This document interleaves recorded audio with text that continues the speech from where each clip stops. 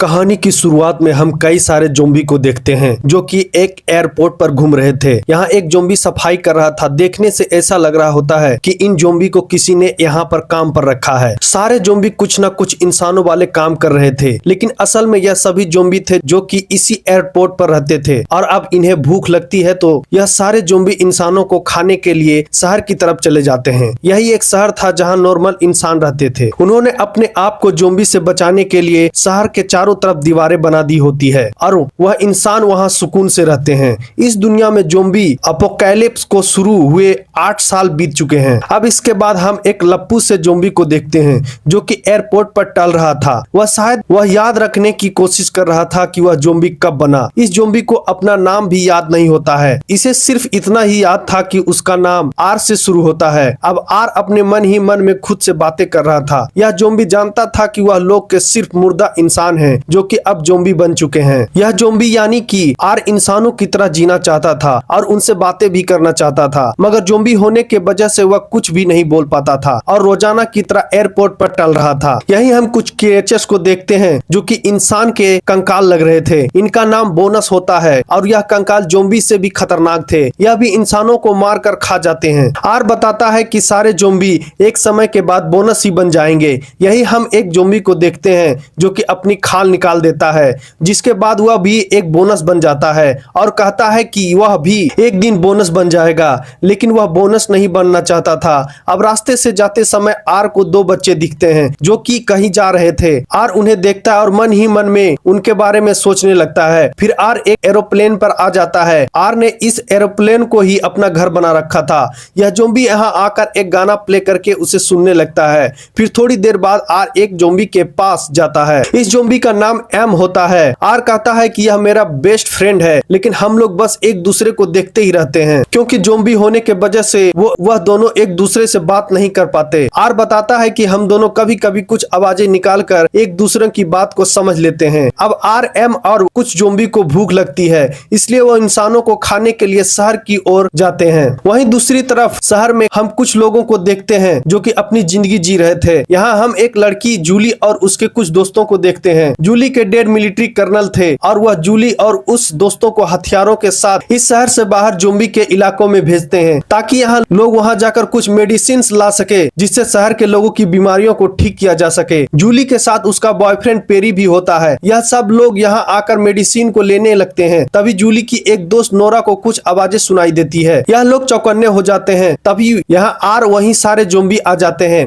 Peri are के नाक फोड़कर उसे गिरा देता है। तभी सारे ज़ोंबी इनके दोस्तों पर हमला करते हैं। इनके पास गन्स भी होती है। यह लोग ज़ोंबी के सर पर हेडशॉट मारते हैं ताकि ज़ोंबी हमेशा के लिए टपक जाए। इसी बीच आर जूली को देखता है जो कि स्टाइल से ज़ोंबी को मार रही थी। आर जूली को देखते ही रह जाता है। फिर वह जूली के तरफ बढ़ता है, मगर तभी पेरी उसकी एक गोली मारती है, लेकिन आर को उससे कुछ भी नहीं होता। आर पेरी को खींच कर नीचे गिरा देता है। वह पेरी को खाने लगता है। तभी आर उसकी घड़ी को देखता है। वह सोचता है कि घड़ी तो काफी अच्छी है। तभी उसे याद आता है कि वह ज़ोंबी है, इसलिए आर घड़ी को भूलकर पेरी को खाने लगता है। दूसरे ज़ोंबी भी जूली के दोस्तों को मारकर खा रहे थे। यहाँ आर पेरी को मारकर उसका ब्रेन खाता है, क्योंकि आर जब भी किसी इंसान का ब्रेन खाता है तो उसे वही सब कुछ महसूस होता है जो कि उस इंसान ने अपनी जिंदगी में महसूस किया था। आर पेरी का ब्रेन खाता है और उसे पेरी की यादें महसूस होने लगती है। आर को पता चलता है कि पेरी और जूली काफी अच्छे दोस्त हैं। यही जूली ज़ोंबी से फाइट कर रही थी, लेकिन जब जूली को पेरी कहीं भी नहीं दिखता तो वह घबराकर उसे ढूंढने लगती है। तभी उसकी गन की गोलियां खत्म हो जाती है। वह ज़ोंबी से बचती है। इसी दौरान आर उसे देखकर समझ जाता है कि जूली पेरी की गर्लफ्रेंड है और उसने उसके बॉयफ्रेंड को मार डाला है और पेरी से दूर हटकर जूली की तरफ बढ़ने लगता है। डरी हुई जूली आर की तरफ एक चाकू फेंक कर मारती है, लेकिन उसे आर को कुछ भी नहीं होता।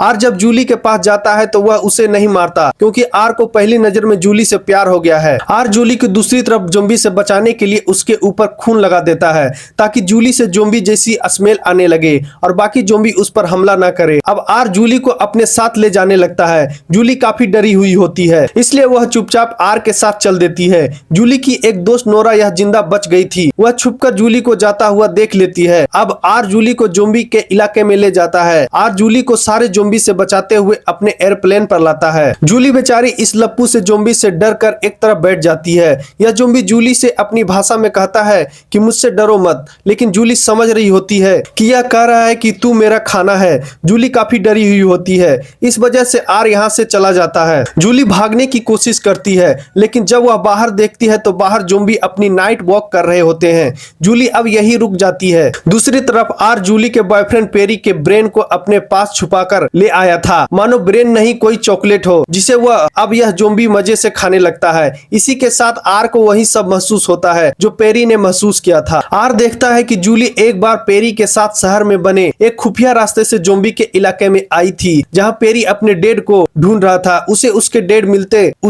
डेड मिल तो गए थे, लेकिन वही ज़ॉम्बी बन चुके थे और उन्होंने पेरी पर हमला कर दिया था, लेकिन जूली ने उसे शूट कर दिया। इसके बाद वह दोनों यहाँ से भाग गए थे। आर को अब यह सब पता चल गया था। इससे आर समझ जाता है कि जूली पर ज़ॉम्बी ने पहले भी हमला किया था। इसी वजह से जूली अब उससे भी डर रही है। अब आर वापस जूली के पास आता है। जूली को यह ठंड लग रही थी, तभी आर एक ब्लैंकेट निकाल कर जूली को देता है। जूली सोच रही होती है कि यह पप्पू सा झिंगू जैसी शकल का ज़ॉम्बी मेरे साथ ऐसा क्यों कर रहा है। अब तभी आर गाना चला देता है, फिर उसे सुनते हुए आर आराम करने लगता है। तभी हम देखते हैं कि आर का दिल इस लड़की के प्यार की वजह से फिर से धड़कने लगता है, यानी कि अब वह ज़ॉम्बी से वापस इंसान बनने लगा है। अगली सुबह जब जूली जागती है तो देखती है कि यह ज़ॉम्बी मुझे घूर रहा है। जूली उसे कहती है कि मुझे यहाँ से जाना है, लेकिन आर उससे कहता है कि बाहर खतरा है। तभी जूली कहती है कि लप्पू से ज़ॉम्बी मुझे भूख लग रही है, तू मुझे बाहर से खाना ला कर दे। जूली उससे प्लीज कहती है, जो सुनकर हर लड़की की तरह ज़ॉम्बी का भी दिल पिघल जाता है। ज़ॉम्बी तुरंत ही जूली के लिए खाने के लिए